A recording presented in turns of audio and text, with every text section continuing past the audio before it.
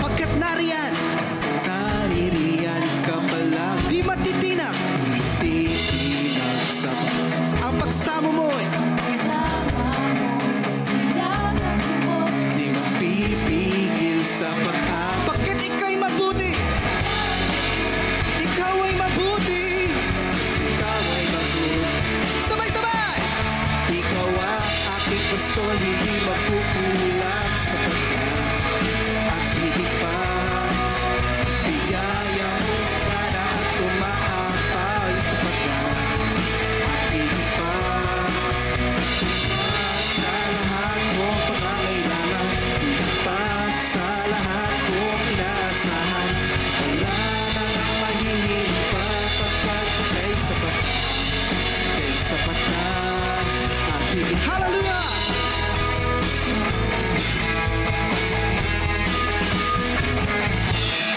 Ingangamba sa kawalan, pagpapala ang laging na at sa pangalan, naririyan ka pala. Di magtitinag ang pagsasama, tiyak at lubos, di mapipigil sa pag-ab. Ikaw ay mabuti, pagkat ikaw ay mabuti. Hallelujah! Ikaw ang aking pastol, hindi makukulang sa pagkat at higit pa. Biyaya mo'y sagana at umaapaw sa pagkat at higit pa. Sapat sa lahat kong pangangailangan, higit pa sa lahat kong inaasahan. Wala nang mahihiling pa pagkat kay sapat na. Hallelujah! At higit pa. Hallelujah!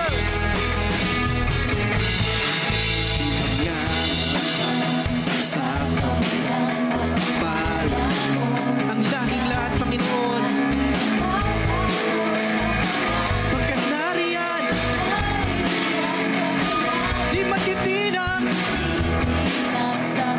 ang pagsama mo'y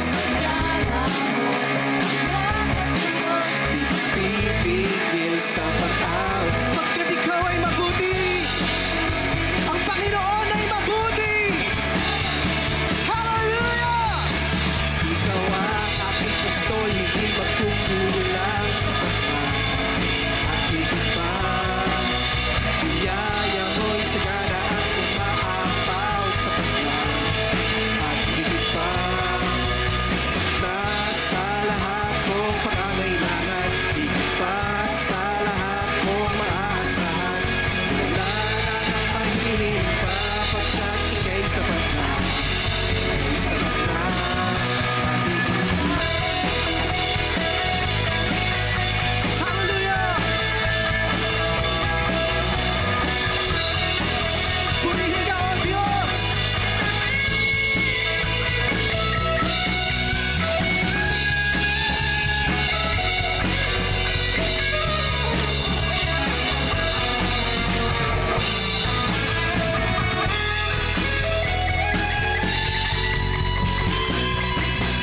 Ikaw ang aking pastol, hindi magkukulang, sapat na at higit pa. Biyaya mo'y sagana at umaapaw, sapat na at higit pa. Hallelujah! Sapat na sa lahat kong pangangailangan, higit na sa lahat kong inaasahan. Wala nang ang mahihiling pa pagkat ika'y sapat na. Ika'y sapat na. Isa pa! Ikaw ang aking pastol, hindi magkukulang, sapat na at higit pa. Biyaya mo'y sagana at umaapaw, sapat na at higit pa. Sapat na sa lahat kong pangangailangan, higit pa sa lahat kong inaasahan. Wala nang ang mahihiling pa pagkat ika'y sapat na. Ika'y sapat na. Wala nang ang mahihiling pa pagkat ika'y sapat na. Ika'y sapat na. Wala nang ang mahihiling pa pagkat ika'y sapat na.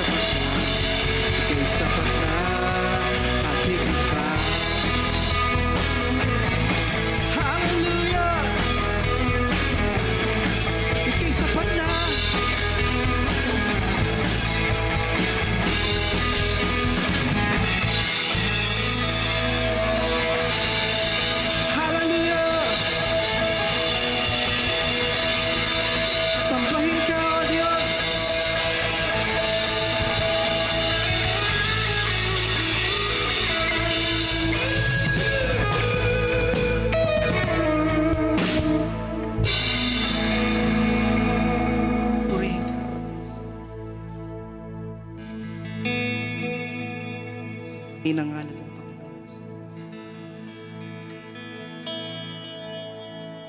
Purihin ka, pahinang.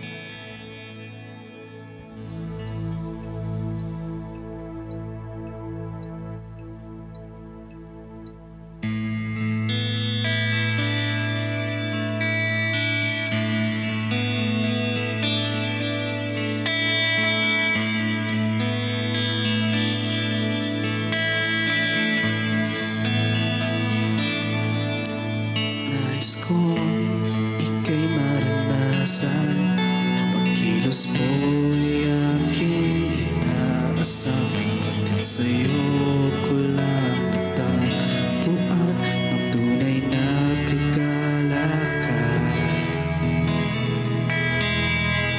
Nais kong ika'y maranasan, ibog ng puso ko'y ikaw lamang. Ngayon, bukas at kailanman, pagsamba ko'y aalay. Walang hanggang kitang pupurihin, walang hanggang.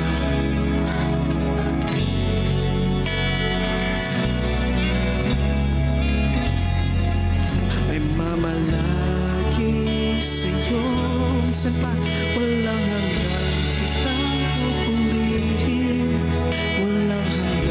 Sasambahin buong laman ng puso kong ito ay mamalagi sa'yo, mamalagi. Isa pa, nais kong ika'y maranasan, pagkilos mo'y aking inaasam, hanggang sa'yo ko lang ang tunay na kagalakan. Minsan pa nais ka naming maranasan, nais kong ika'y maranasan, ibog ng puso ko'y ikaw lamang, hanggang ngayon, bukas at kailanman, pagsamba ko'y aalay. Walang hanggan, walang hanggang kitang pupurihin, walang hanggang sasambahin buong laman ng puso kong ito ay mamalagi sa'yo. Walang hanggan, walang hanggang sasambahin. Hallelujah. Buong laman ng puso kong ito ay mamalagi sa'yo, mamalagi sa'yo.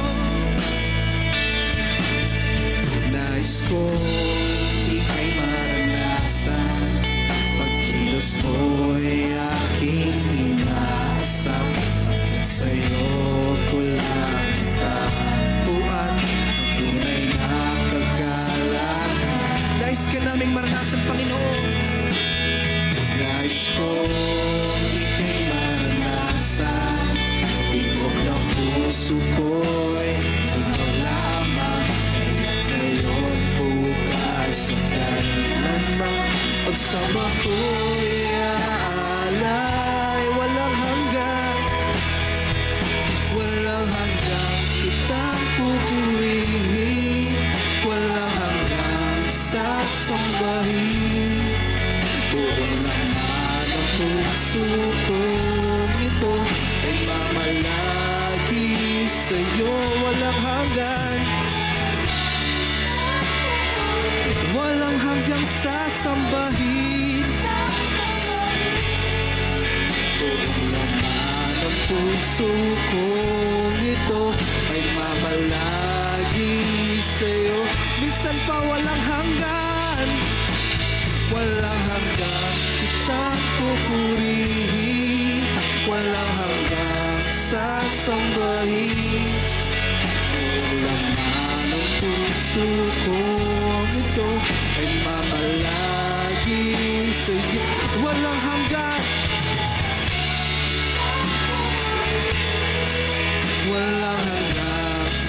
sasambahin. Buong laman ng puso ko ito ay mamalagi sa'yo.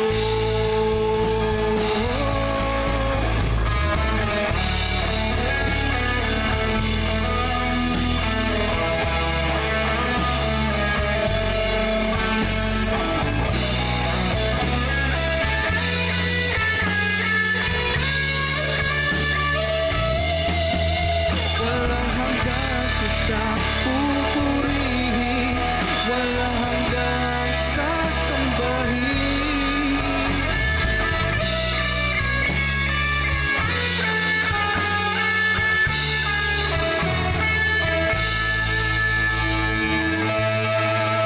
Walang hanggang kitang pupurihin, walang hanggang sasambahin. Buong laman ng puso ko ito ay mamalagi sa'yo. Walang hanggang kitang pupurihin, walang hanggang sasambahin. Buong laman ng puso ko ito ay mamamalagi sa'yo. Minsan pa walang hanggang, walang hanggang kitang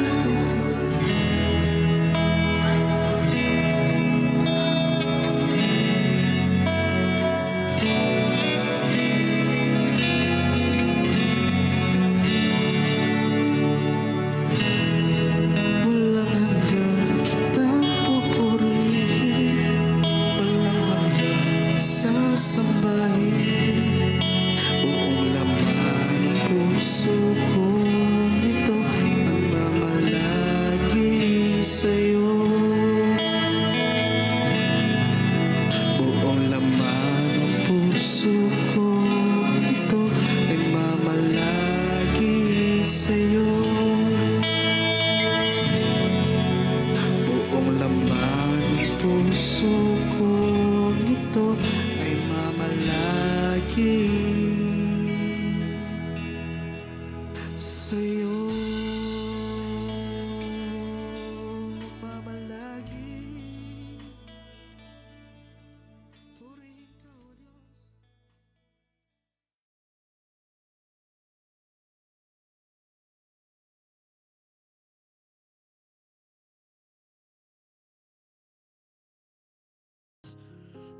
We give you glory, Lord, for what you have done on the cross. Hallelujah. Salamat, Panginoon, sa oras na ito, Lord God. We declare and we decree, O God, that the presence of the King is in this place. Your presence is with us. Panginoon, maraming salamat, Lord God. We declare, God, that your word will inspire us, O God, will convict us and will exhort each and every one of us. Maraming salamat, Panginoon. We bless your word today. We thank you, we love you. In Jesus' name we pray.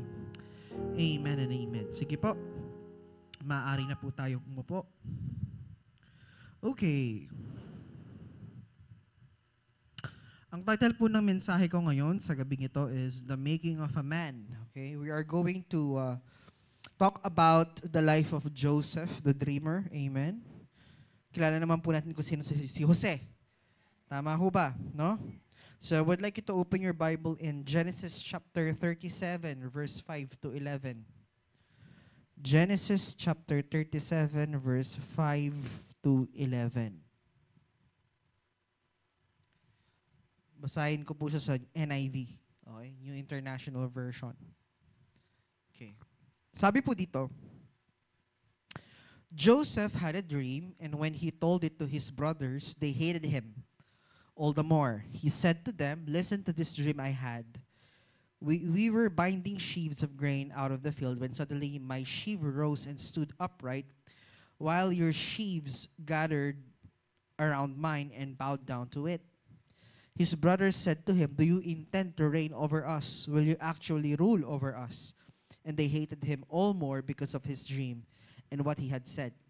Then he had another dream, and he told it to his brother. "Listen," he said, "I had another dream, and this time the sun and moon and 11 stars were bowing down to me."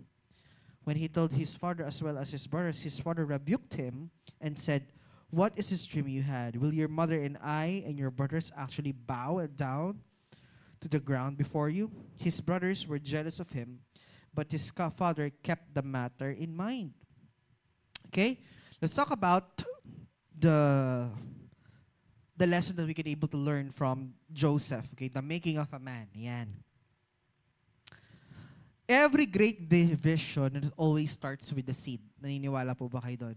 Every great vision begins as a seed. Small, fragile, and hidden. And before a seed becomes fruitful, it must go under a process. So, Joseph's story po is one of the story that shows the process of greatness. Amen. How God takes a young dreamer and shapes him into a leader of nations. Amen po ba?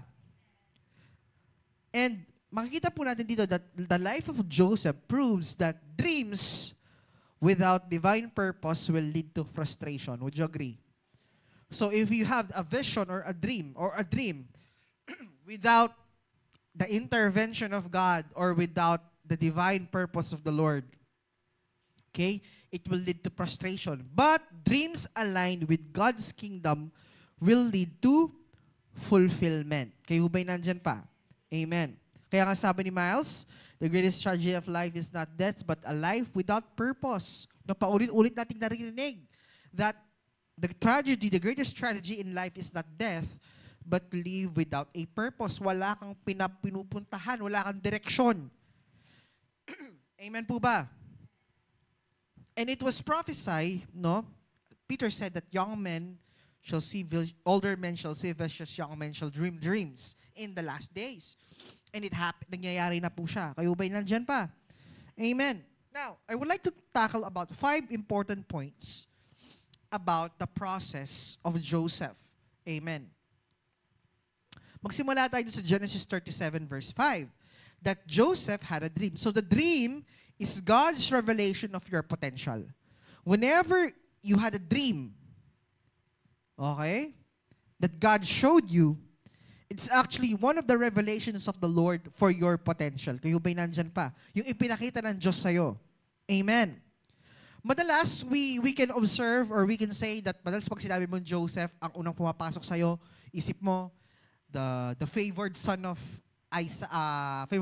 Jacob or Israel, the governor of Egypt.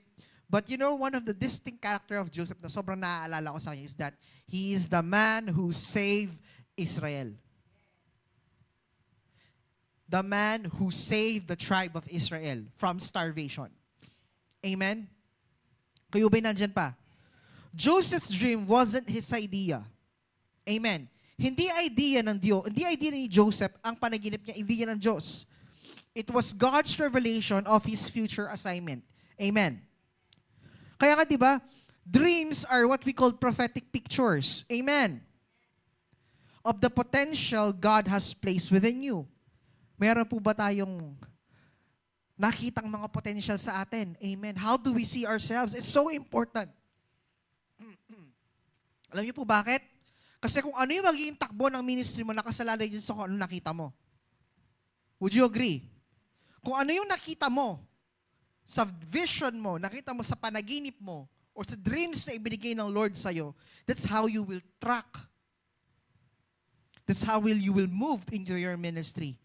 Amen po ba? If God showed you that you will become a worship leader, all of the things that you will do will grow towards to become a worship leader. If you had been given a vision to become an evangelist or a prophetic dream, a prophetic picture that you will become an evangelist, therefore lahat ng bagay na gagawin mo towards evangelism. Would you agree? Kaya nga sabi ni Miles, potential is not what you've done. It's what you can still do. Amen. Ibig sabihin ng potential, continuous siya, hindi pa siya tapos. Amen. We can call it potential. It is something that we still have. Amen. And Joseph had a potential, but it was hidden in his dream. Amen po ba? The question is, how did you discover your potential? How did you know that you have that kind of potential? Nagsisimula yan saan? Doon sa mga plant seeds na tinanong ng Diyos sa bawat isa sa atin. Amen po ba? Kayo ba'y nandyan pa? Tama ba? Sino ang makikala yung taong addict sa computer games, magiging pastor, di ba? Who would have thought? Some people here are exposed to vices when they were not Christians, but who would have thought that they will become what? Ministers of the Lord. Amen? Si Mary Magdalene na dating prostitute, who would have thought that she will become a city keeper? So those things starts with seeds that has been planted. Kayo ba'y nandyan pa? Many people are confused between a dream and with destiny. Okay? Sabi po dito, dream is not destiny.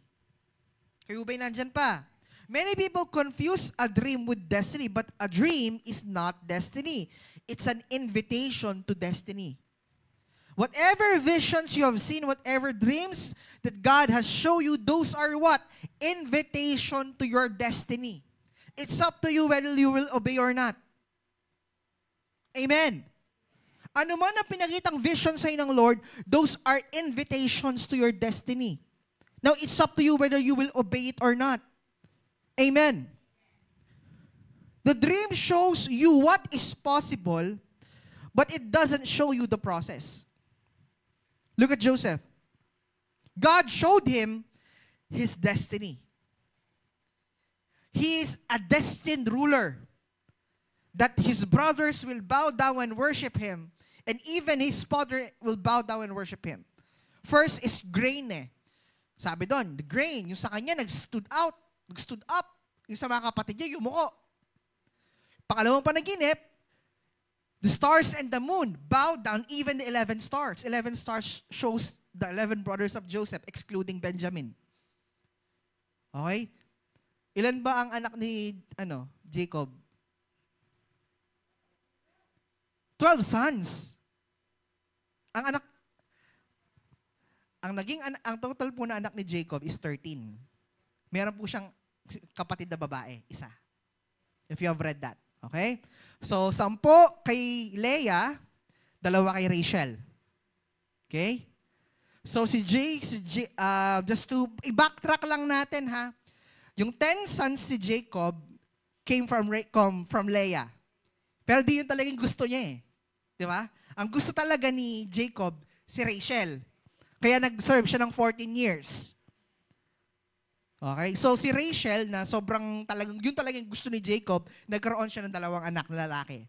It's Joseph and Benjamin. Okay? At doon nabuo yung 12 sons of Jacob, which symbolizes the 12 tribes of Jacob. Okay? Pero technically, ang anak po nila ni Jacob talaga total is 13. Meron siyang anak na isang babae. Okay? Anyways, going back. So, that was a dream. 11 stars will bow down, the sun and the moon will bow down. Okay? Pinakita ng Diyos. But God did not show Joseph ano ang pagdadaanan niya to fulfill that dream. To fulfill that process. To fulfill that a governor-like being. Amen. So, ibig sabihin po nun, a dream is the seed of your future. Process is the soil that makes it grow. Amen. If you had a dream to lead, to teach, to serve, to build, it's not pride, it's purpose. Amen po ba? But you have to understand, before God brings your dream to pass, He will bring you through a season that tests your character. Would you agree? If you want to become a leader, then you have to be refined. You should be bold. Amen. You should know how to obey. You should know how to submit. Amen. You should be bold. Kasi ang isang leader, hindi pwedeng matatakutin. Hindi pwedeng pag inassign mo mag-opening prayer, umaayaw. Amen. Hindi pwede yung kapag biglaan mong inassign mag-preach, aayaw. O hindi ako pwede, ikaw na yung tuturo, ay hindi ako po ready. No! Wait lang. Babalikan ko yon. Bakit di ka ready? So, ibig sabihin, hindi ka nagdi-devotion araw-araw.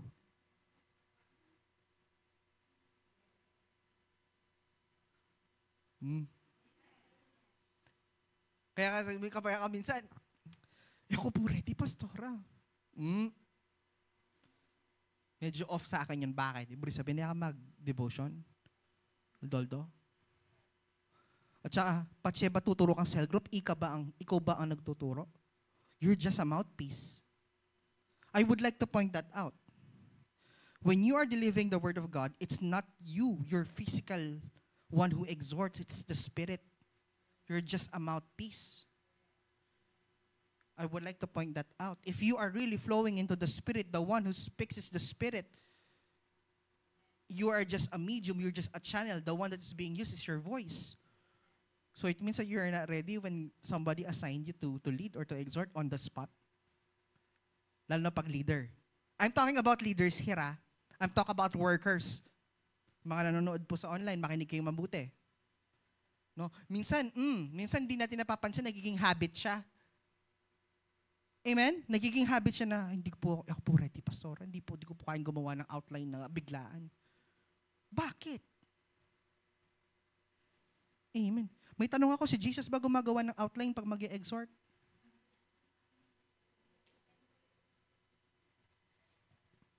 Paano magturo si Jesus? Mag-flow siya. Ano sabi niya? Let your will be done. That's what he said to his Father. Hello. Amen. Amen. Alam niyo ba, minsan, kami ni Pastora kasi mahilig ako mag-imbak ng teachings eh. Buksan niyo yung laptop ko, ang dami kong ginawang outlines, so naka-ready na lahat yun. So every time na mag-i-exhort ako, pipili na lang ako doon. Pero minsan, kahit may naka-ready ka na, pagagawan ka na, Lord. Ako kasi, alam mo bakit anong purpose nun? Just in case na there are emergencies na kailangan kong humugot, may paghuhugutan ako. Kasi nag-aaral ako eh. Amen? So, meron ako isang drive sa, sa laptop ko, church docs. Kita mo yung preachings ko. Lahat yun, nasa 100 lahat yun. 100 na mensahe lahat yun, Ma'am C. Nakasort yun lahat, alphabetical. Meron ng pang midweek, may pang cell group, may pang preach Sunday service. Tapos meron pang mga teachings na inaaral ko pa. Naka-folders lahat yun. So minsan, pag biglaan, kukuha ko. Pero minsan kahit biglaan, gagawa ka pa din. Amen. Wala po akong, I just want to point out that out. Kasi sinasabi niya dito, before God brings your dream to pass, He will bring it through a season that will test your character. Naalala, ano ba yung pinout out ni Pastor Lito last Sunday? Obedience, submission, make God your priority. Amen. So whatever circumstances that comes, whenever we had been asked to teach, we had been asked to pray, as leaders, as positioned, as commissioned leaders ng church. Amen. We should be able to do it.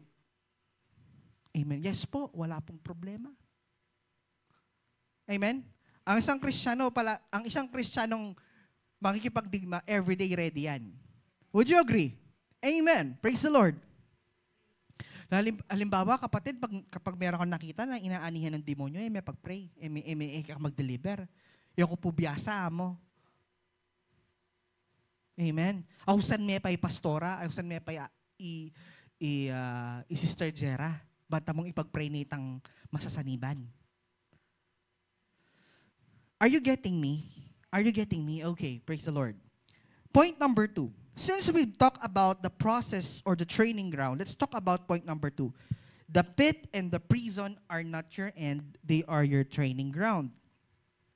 Genesis 39:20-21. But while Joseph was there in prison, the Lord was with him. Ang tindi nun. Habang nakakulong siya, the Bible says the Lord was with him. So Joseph's brothers threw him into a pit. Di ba tinapon siya sa balon na tuyo? Yung pangalawang sitwasyon naman niya, una, tinapon siya, tapos kinuha siya, tapos binenta siya. Tapos natipuhan siya ni Potiphar, ginawa siyang alipin. Tapos tinukso siya ng asawa ni Potiphar, tapos after niyang tinukso, inakusahan siya ng rape. After nun, pinatapon siya sa kulungan. Check that process. Okay? He threw him into a prison, but both were part of God's curriculum for kingship. Amen. Have you watched that Tony Talks about that engineer who was been put into prison dahil mapinili niyang sumunod sa Panginoon? Have you watched that? There was, I forgot, he's from Bukidnon. He was interviewed sa Tony, ito nangingilabot ako. He was interviewed sa Tony Talks. The reason why he was, nakulong siya dahil sa kasong rape. Alam niyo bakit? Hindi matanggap ng girlfriend niya na pinagpalit siya sa ministry niya. Because kasi sabi niya na gusto niya sumunod sa Panginoon. Nakipag-break siya sa girlfriend niya. Hindi matanggap ng pamilya, kinasuhan siya ng rape. Nakulong siya ng 2 years. At nung nakulong siya ng 2 years, nag-aaral siya. Tatapos siya ng college. Ginawa niya yung thesis niya sa loob ng kulungan, nag-aaral pa rin siya. Check that part. Ngayon, ano siya? He's a master plumber. He's a licensed engineer. No? That process, he undertook for that curriculum that God has given him. Amen. Same thing like Joseph. Amen. Bakit? The pit taught him humility. Amen. The prison taught him faithfulness. And even though he was in prison, he never wavered his faith to the Lord. Amen po ba? Hindi po nag-waver ang kanyang pananampalataya. By the time Joseph reached the palace, he was ready to rule, not by pride, but by principle. So it's a test of character for 20 years. 20 years of process. 20 years of God's refining. It's a refining moment of God to him. 20 years it took before Joseph became a ruler in Egypt.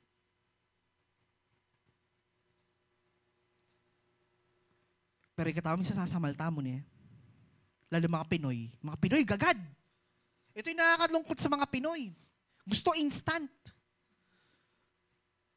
Lalo na kapag may mga, kaya nga, ayaw namin na may dating church, a-attend dito. Gusto agad mga tayo. They are too entitled kasi ginawa naman nila sila.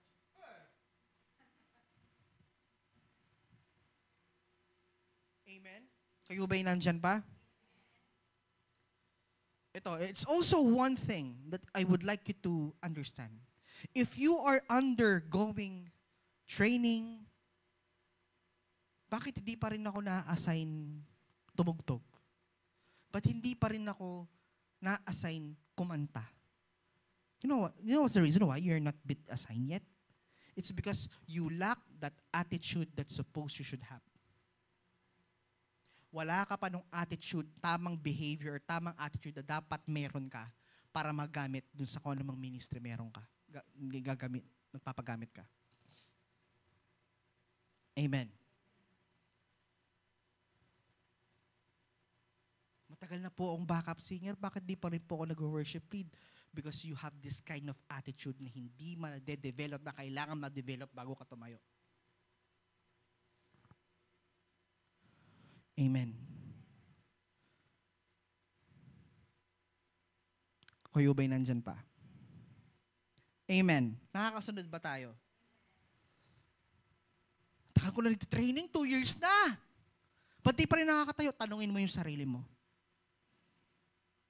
In that certain 2 years, anong attitude ba dapat yung na-build mo, na na-build ng Diyos sa'yo, na dapat meron ka bago ka tumayo?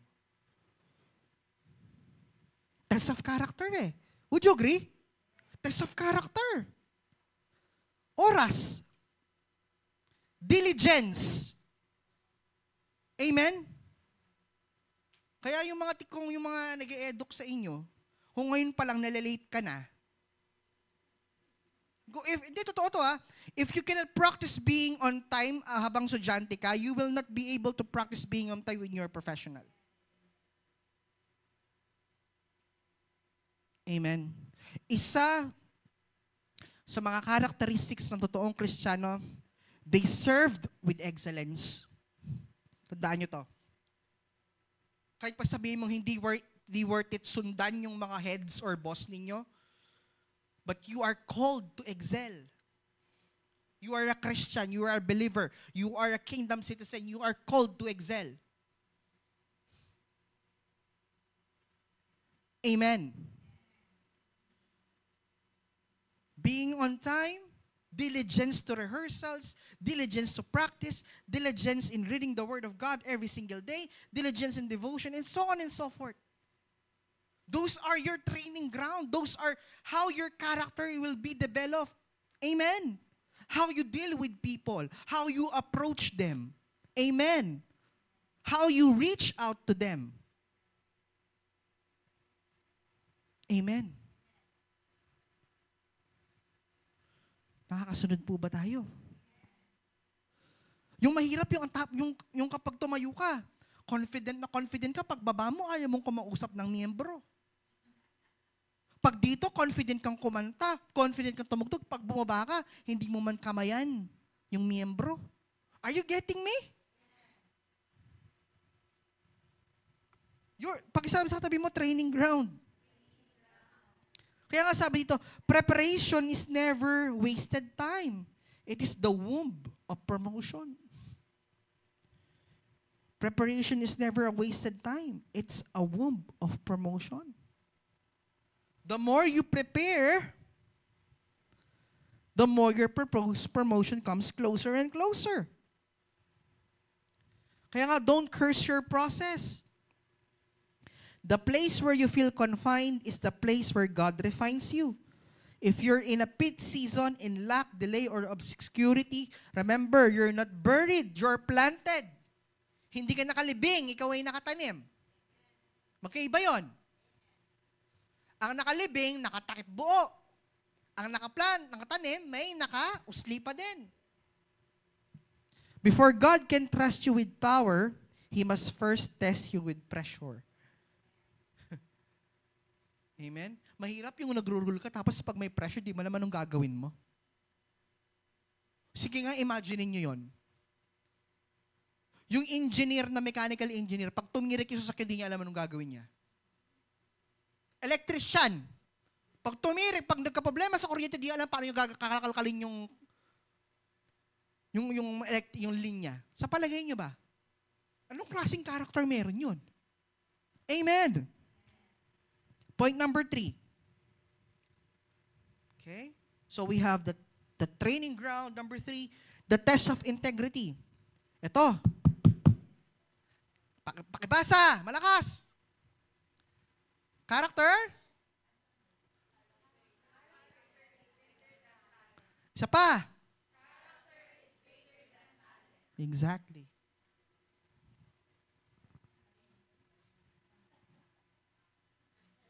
Kahit gaano ka galing. If your character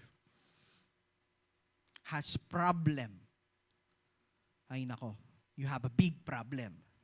Genesis 39 verse 7 to 9. How then could I do such a wicked thing and sin against God?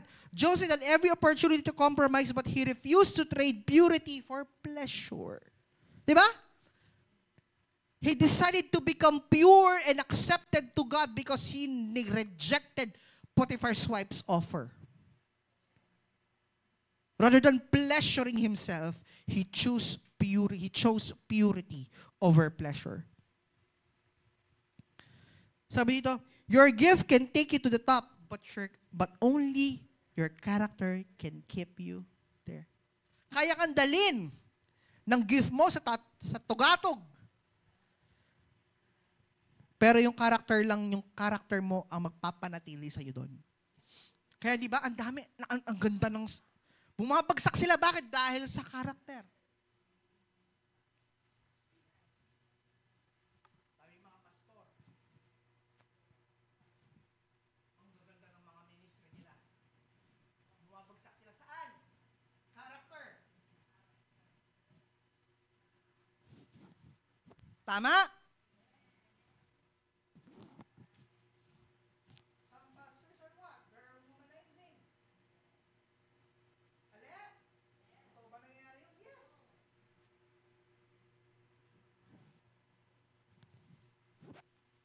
Kaya nga anong sabi ni Jesus, anong sabi ng Diyos?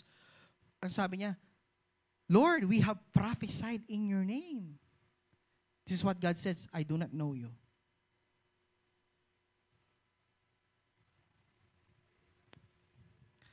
In today's world, people want the palace without the process and success, without sanctity. Ulitin ko People want the palace without the process and success without sanctity.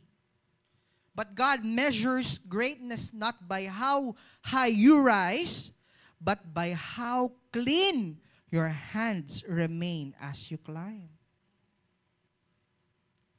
It's not about how high you rise, pero gaano kalinis ang kamay mo habang umaakyat ka.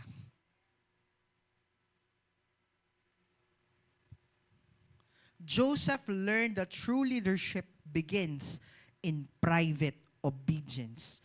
He didn't have a crowd. He just had what? Conviction. Kaya sabi ni Pastor Lito last time, pag siya may kakasala ka, ka makakonvict, delikado ka.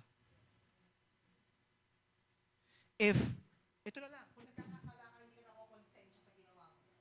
May problema ka. Ay, gusto ko. Hindi, okay lang yan. Kaya makakatakot lang po kami sa mga baby sa paisang book. Makakatakot lang. At ikaw kaya lang mga yan. Yung hindi nagpapatalo, gusto lang gusto.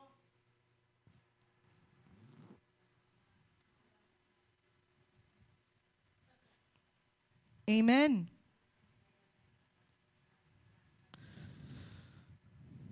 It starts with what? Private obedience when no one sees you. Amen. Sino yung magandang character na example dito? Joshua is one.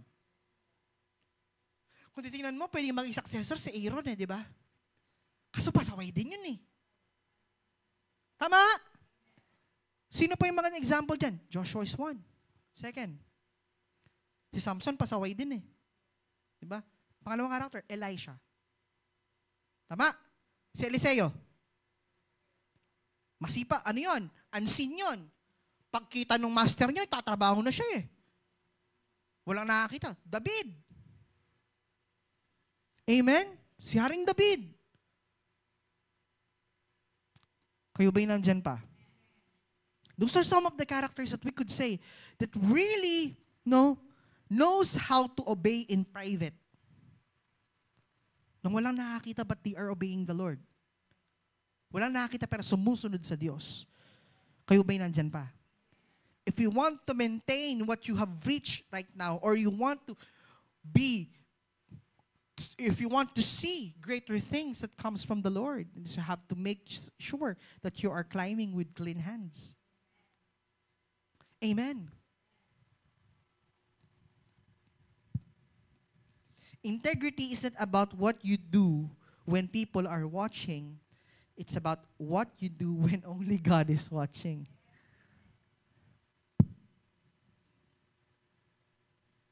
If you want kingdom influence, live a life that heaven can trust. Alam nyo, just want to point out, sinabi ko ito sa cell group ko kahapon. My dream for my kids, okay, to Levi and to my future kids, if God permits. Okay. Palagi ako may ganun If my dream for Levi and to my future child or children, if God permits, okay, it's not them to become successful.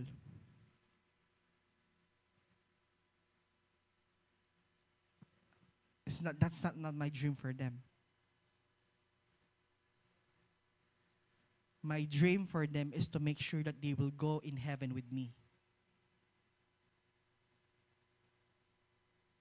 Amen? If that's your goal, hindi tayo magpapaka-legalistic dito. I would like to point out, kapag sinabi legalistic yung batas, no, it's not. It's to, if your standard is heaven, hello? If you have a heavenly standard, and therefore all of your action was based on the kingdom of heaven standard, based on the kingdom of God. Therefore, what does your king wants? Kasi yun din ang gusto mo. Amen? Kung anong gusto ng Diyos mo, yun ang gugustuhin mo para sa sarili mo.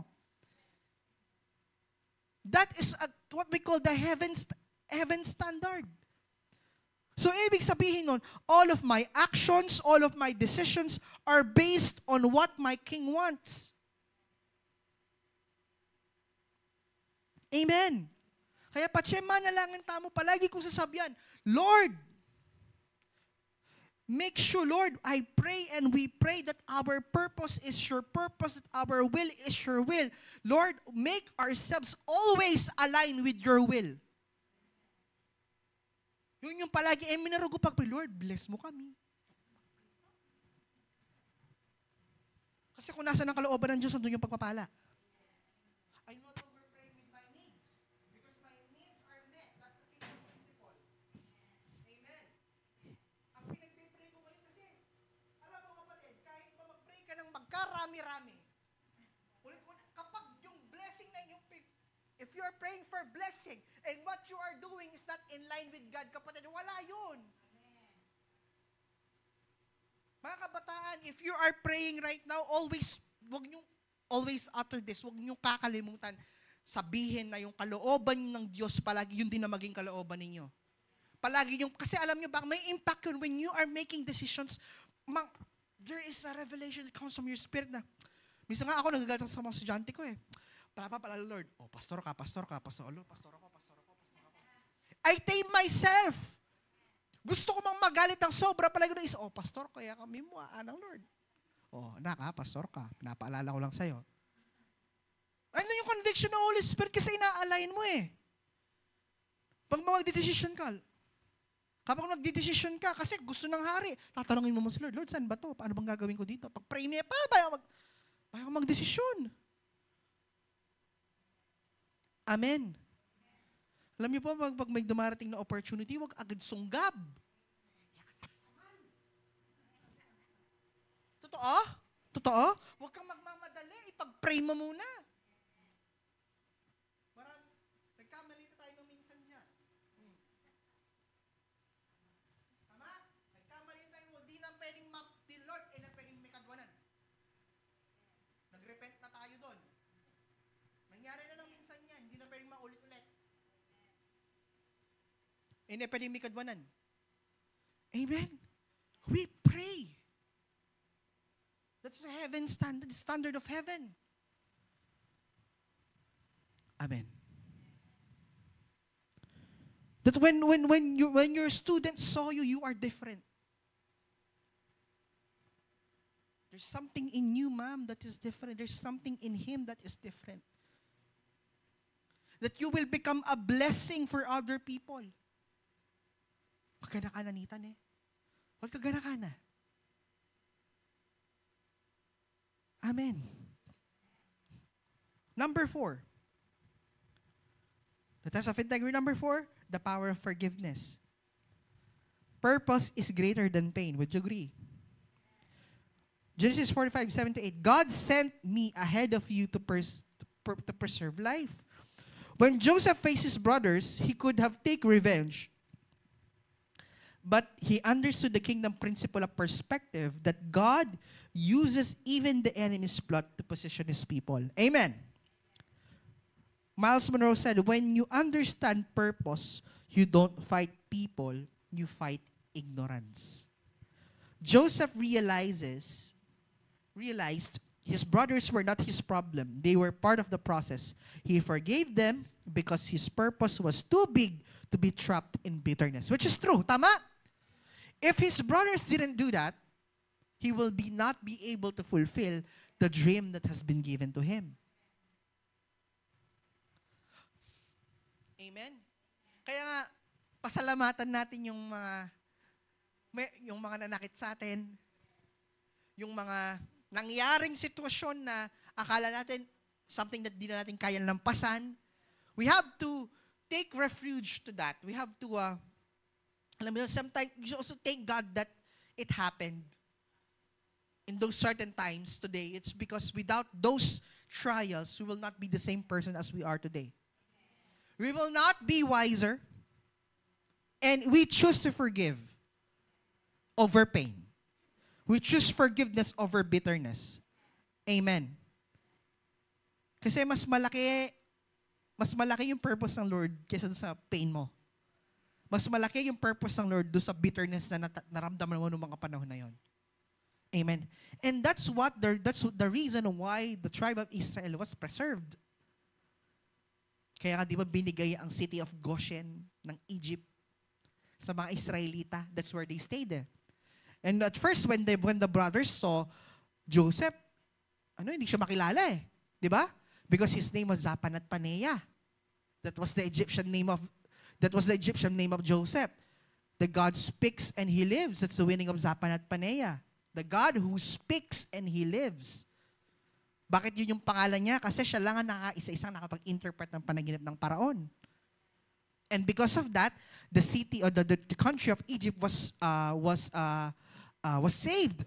The 7 years of famine, ang ginagawa niya, di ba? Just kwento natin, nakanaginip ang Paraon, 7 cows, 7 healthy cows, 7 unhealthy cows. 7 yung 7 na payat, kinain yung 7 na fat cows, no?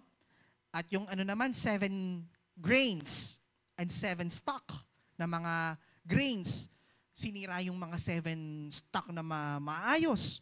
And Joseph was able to interpret that. Ang interpretation niya, 7 years of abundance and 7 years of famine. And Egypt will not be able to survive. Kaya nung ginawa nila, how can we stop it? Sabi Joseph, find a man who can trust, take 1/5 of the grain during the 7 years of abundance. Then after that, give it back to the people. Because of that wisdom that God has given Joseph, no, he was able to save not just the Israelites, but the whole Egypt. Amen? That's why, na-save na spare ang mga Israelita, napunta po sila sa city of Goshen. At doon nag-start ang story ni Moses. Kasi di nakilala si Joseph nun eh. During the time of Moses eh. Yun yung reason bakit nasa Ehipto ang Israelita. Yun yung reason. Ba't sila na-stuck sa Egypt? Kasi nga, that's where the tribe of Jacob stayed for how many years? O ngayon, gets na. O, yun. Okay. Para nag-history lecture pa ako dito. Hindi, okay din. Para maintindihan niyo yung context. Bakit kasi minsan, no, may tatanong, bakit po, pastor, napunta po yung mga Israelita sa Egypt? Kasi agad binasa nila yung story ni Moses kagad. Hindi nila alam yung story ni Joseph. Ganito yan. Kasi nung naging governor si Joseph, merong binigay na city sa kanila, mga Israelita, the city of Goshen, that's where it stayed. And the years go by, up to the time of Moses, na-stuck sila doon. Hanggang naging, hindi na mabuting ruler ang mga paraon na yon, pinahirapan yung mga Israelita. Ganun yung nangyari. Okay. Para lang maintindihan yung context, kaya nga, di ba, sinasabi ko sa inyo, para magbabasa kayo ng Bible, read the entire context of the scripture. Huwag yung, ako to. Huwag agad ganun. Yan. Lalo na sa Old Testament. Pag magbabasa kayo, always look on the historical and socio-cultural context of the scripture. Dahil hindi naman lahat yun applicable sa atin. Binasa niyo yung tabernacle, hindi applicable sa yung tabernacle. Unang-una, hentil ka. Amen. Lalo sa Book of Leviticus, di ba? Yung sukat nandun. O baka, saan kaya yung tabernacle ngayon? Hindi na applicable yung tabernacle ngayon. Nakukuha niyo po yung ibig ko sabihin, no? Mga kabataan, no? Pag nagbabasa ng scripture. Okay. Going back. Okay? The higher your purpose, the deeper your forgiveness must be. Don't let offense abort your destiny. Amen. When you forgive, you release yourself to fulfill your assignment. Alam nyo, forgiveness is not weakness. It's wisdom that sees God's hand behind man's harm. Amen. And now point number 5. The palace is not the goal. Purpose is. Your goal is not to reach the palace. Kaya nga, the goal is not to become successful. The goal is to what? To fulfill your purpose.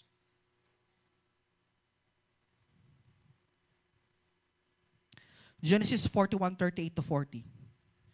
Can we find anyone like this man, one in whom is the Spirit of God? When Joseph finally stood before Pharaoh, he wasn't there for recognition. He was there for redemption. He used his influence not to display power, but to deliver what? A nation.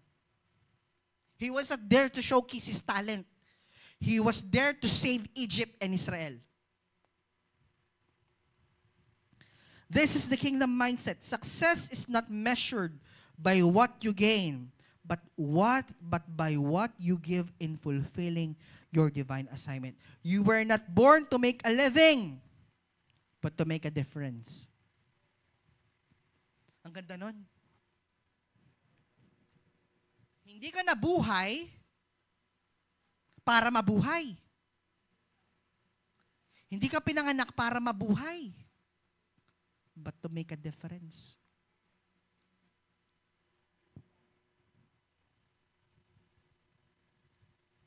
Bibigyan ko kayo ng isang historical context. Ano ang ibig sabihin ng Adam? Do you know what Adam means? Exact meaning ng word ng Adam. Adam means fragile, weak. Okay? So, imagine how weak Adam, the word Adam means. Saan gawa si Adam? Saan gawa si Adam? Sa putik. Ano iniisip nyo? Balas? Buhangin? Sa clay. Saan gawa si Adam? Sa clay.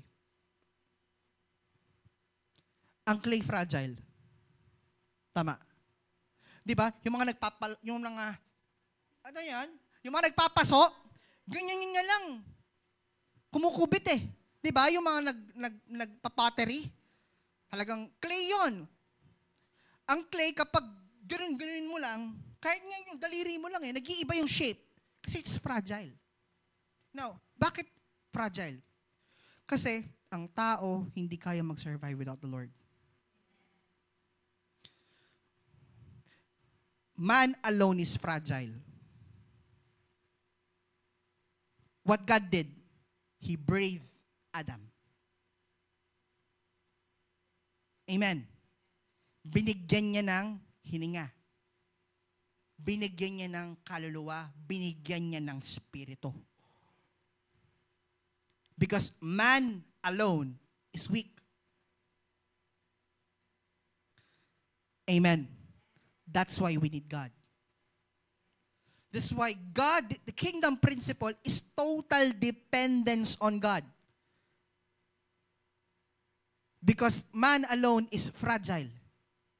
That's why the kingdom principle is total dependence to the Lord. Total dependence to the king. Why? Because man alone is fragile. If a man works in his will, kasi di ba, si Adam weak. So lahat ng gagawin niya weak. Decisions are weak. Actions are weak.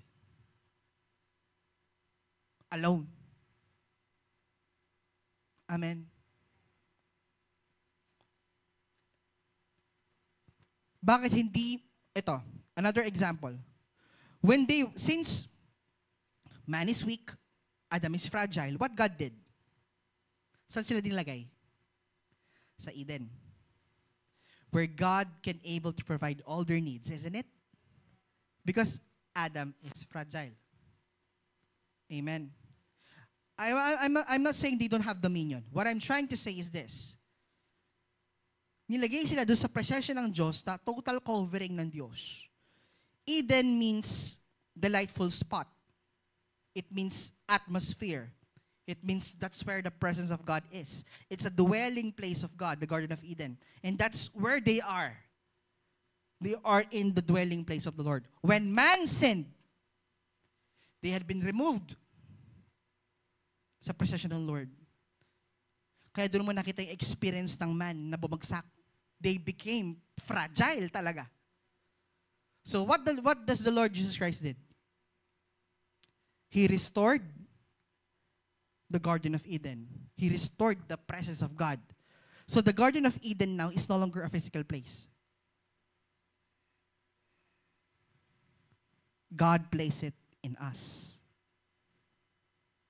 Amen. Yun yung sinasabi dito. If you have the presence of God, you have the purpose of God. If you have the presence of God, you have the will of God.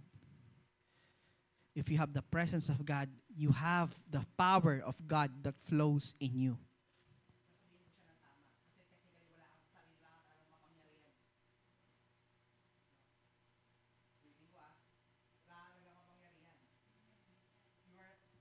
Share ko to sa men's You are a channel. A channel is not a source. But a channel is where the source flows. Okay? Halimbawa, channel.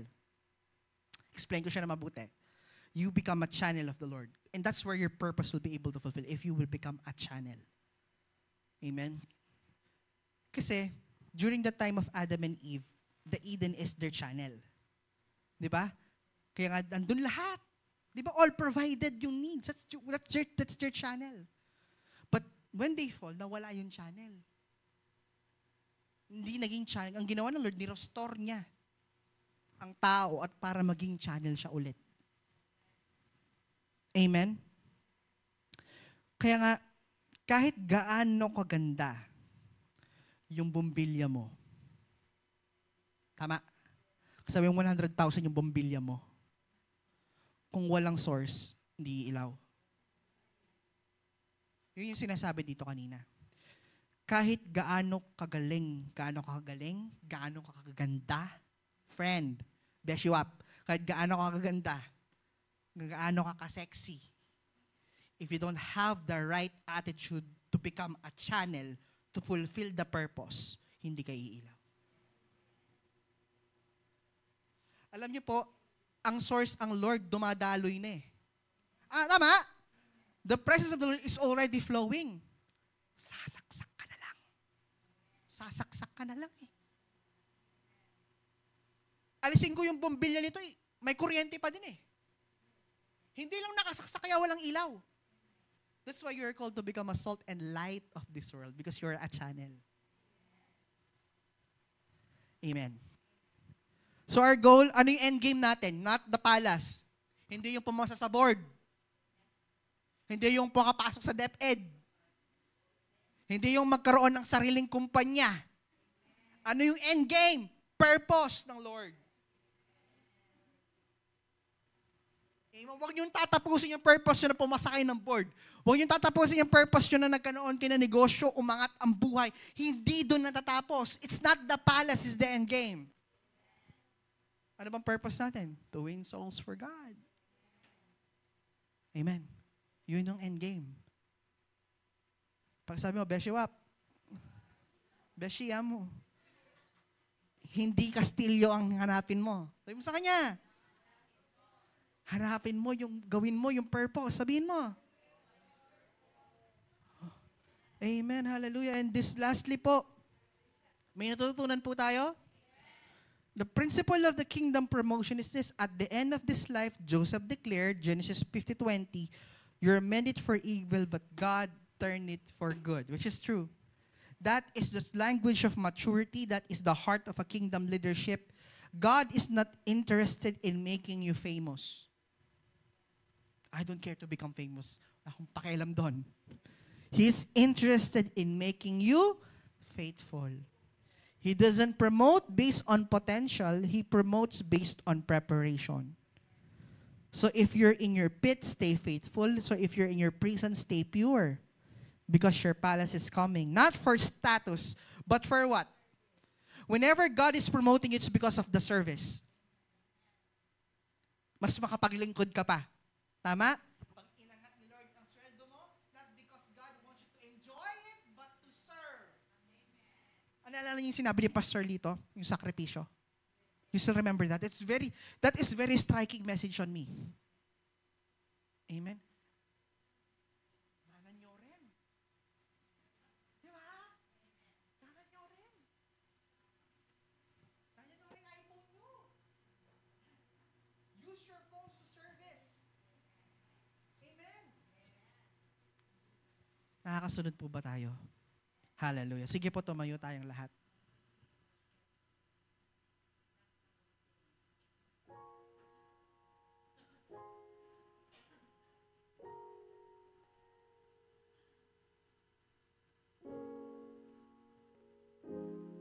Hallelujah. Thank you, Lord. Hallelujah. Thank you, Father. Thank you, Jesus, Lord, for this wonderful message that you have given us, Lord.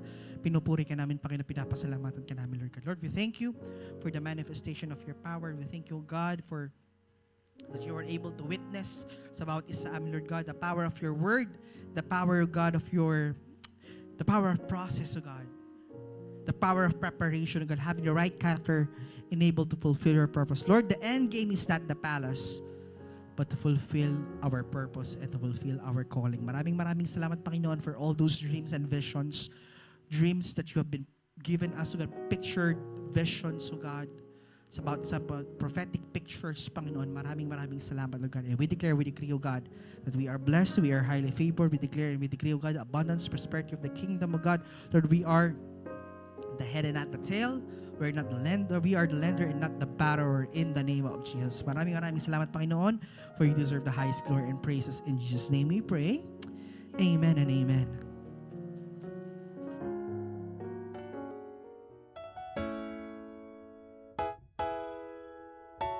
God is great, give him all the praise. Hallelujah, name above all names. Fire in his eyes, healing in his veins. Everywhere is glory on display. Take a look at those stars, you can